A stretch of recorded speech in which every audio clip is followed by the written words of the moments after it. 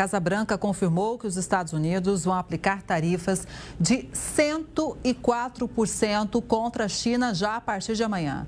A medida entrou em vigor depois que o país asiático não desistiu da retaliação ao país norte-americano dentro do prazo estabelecido por Donald Trump, que era até a 1h aqui no Brasil. Vale lembrar que a China anunciou que iria impor tarifas de 34% sobre os produtos americanos como resposta ao tarifaço. E quem chega para fazer uma análise sobre esse assunto é o Paulo Velasco, que é professor de Política Internacional da Universidade do Estado do Rio de Janeiro. Professor, boa tarde, seja bem-vindo. E olha, já tem reflexo aqui no Brasil, viu? Porque depois desse anúncio, o dólar aqui já bateu os R$6, hein? Pois é, Kelly, muito boa tarde, é um prazer falar com você. Na verdade, é o mercado se ressentindo desse cenário de incerteza global, né? Então, é um panorama que traz riscos, né? E, evidentemente, quando a gente pensa nos investimentos, no mercado, existe uma aversão natural ao risco, Então, o mercado respondendo mal, a todo esse cenário que se criou desde a semana passada, desde aqueles tarifaços, anunciados pelo Trump, e que agora se intensificam ainda mais, com esse novo anúncio de um aumento importante das tarifas para a China, tendo em vista o fato de que a China não recuou na sua resposta aos Estados Unidos. Então, o mundo vivendo, testemunhando um quadro de guerra comercial, e nesse cenário de guerra comercial acaba, claro, havendo sempre uma resposta por parte do mercado. O que a gente pode reconhecer disso tudo, é a inoperância e a absoluta fragilidade dos mecanismos que foram criados ao final da Segunda Guerra Mundial. Toda aquela base, toda aquela estrutura de liberal para defender o livre comércio, para defender as trocas entre os Estados ao final da Segunda Guerra Mundial, se vê desmontada agora, porque temos uma Organização Mundial de Comércio inoperante, já frágil há muito tempo, e diante desse cenário, os Estados que lançam mão de práticas protecionistas acabam conduzindo a uma lógica de lei do mais forte, em que os Estados podem fazer o que bem entendem, agindo e reagindo uns em relação aos outros, trazendo todo esse plano de incerteza no âmbito internacional. Pois é, inclusive no começo do Conexão, a gente fez uma análise, professor, falando justamente sobre como essa instabilidade nessa guerra comercial toda influencia na cotação da moeda norte-americana aqui no país. Então, veja, é um conflito realmente, obviamente, o Brasil foi taxado também em 10%, mas o conflito internacional, conforme ele vai se desdobrando, sobra para todo mundo,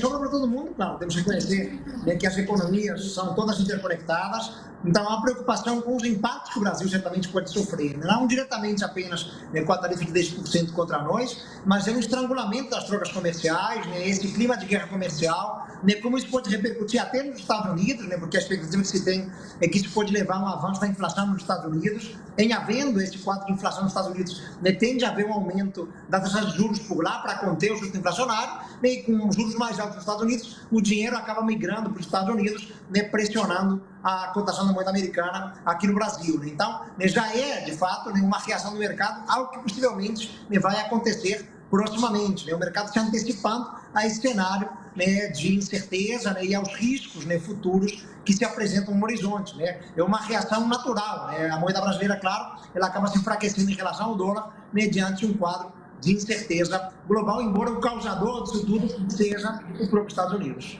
A gente sabe, professor, que a China gosta de fazer negócios com o mundo todo, É uma gigante, uma potência.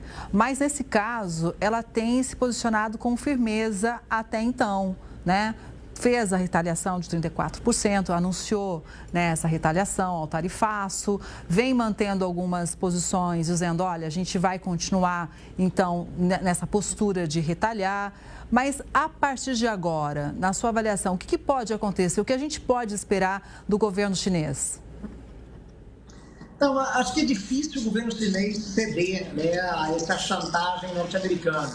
A China é uma economia de grande envergadura, de grande peso, já é o maior ator do comércio mundial e, claro, que depende muito também da relação com os Estados Unidos. O mercado norte-americano não é um mercado desprezível para a China, né? Mas do ponto de vista político, né, não convém à China ceder, né, porque estaria dando um recado muito ruim, né, um recado de vulnerabilidade, um recado de dependência excessiva, né, um recado quase que de submissão aos desmandos que vem da Casa Branca, né? Então, é natural, né, a China entrar de fato nesse jogo, né, de ação e reação, né, respondendo, retaliando aos Estados Unidos, né, e certamente sem muita disposição, né, a desistir, né, desse embate, porque inclusive ela tem mercados alternativos, né, claro que não conseguirão suprir o que o mercado americano representa, mas a China tem negócio no mundo inteiro, é o maior ator do comércio mundial, né, tem inclusive a possibilidade de avançar na relação com outros players, né, a China identifica aí, Kelly, boas oportunidades também dessa crise, né, porque ela sabe que espaço deixado pelos Estados Unidos pode ser ocupado por ela, né, a China é um ator muito competitivo,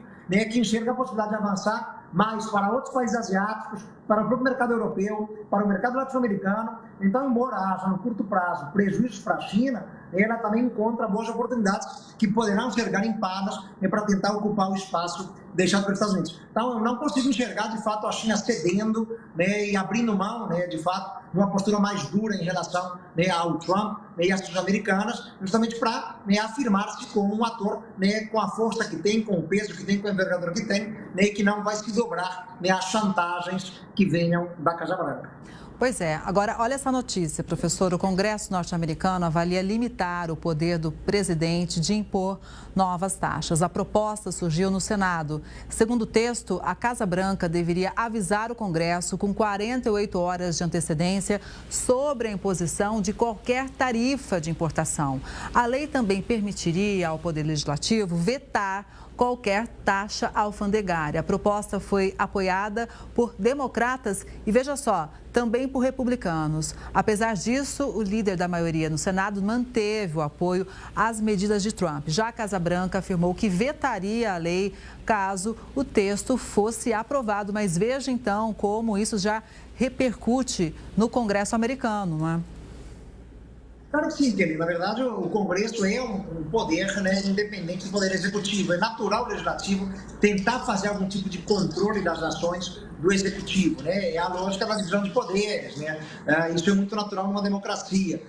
E temos que lembrar, né, que apesar da maioria do Conselho Republicano, né, no Congresso, né, tanto na Câmara quanto no Senado, não é uma maioria muito confortável, né, que tem o governo Donald Trump, né? De todos os modos, né, claro, né, isso indica um Congresso atuante, né, que está atento às ações do Trump, né, mas claro, em última instância, né, o próprio Executivo poderia vetar, né, essa lei americana, né? Mas é um sinal, né, de como os outros poderes estão tentando responder, percebendo, né, que as medidas do Trump, né, elas podem criar prejuízos para o próprio país, né? Então, muito embora ele assuma essa retórica protecionista, que afaga, em parte, né, bases do seu eleitorado, né, alguns grupos que ajudaram na vitória eleitoral do ano passado, mas é sabido, né, que esse tipo de prática, né, pode, no médio e longo prazo, trazer prejuízos muito importantes para a economia americana, né, levar, de fato, a um avanço da inflação, né, o que provocaria prejuízos, né, para o país como um todo, né, além também da perda de espaço no âmbito internacional, da perda, né, de competitividade, né, em outros mercados, né. Os Estados Unidos está agindo, mas também está sofrendo reações do mundo inteiro, né. Então ele pode, inclusive, perder poder relativo no mundo.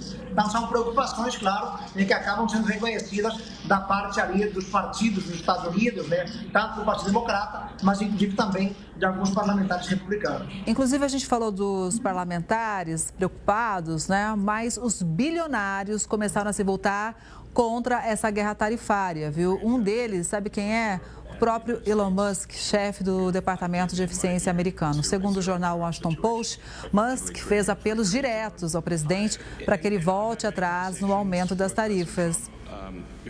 Qual que é a sua avaliação sobre isso?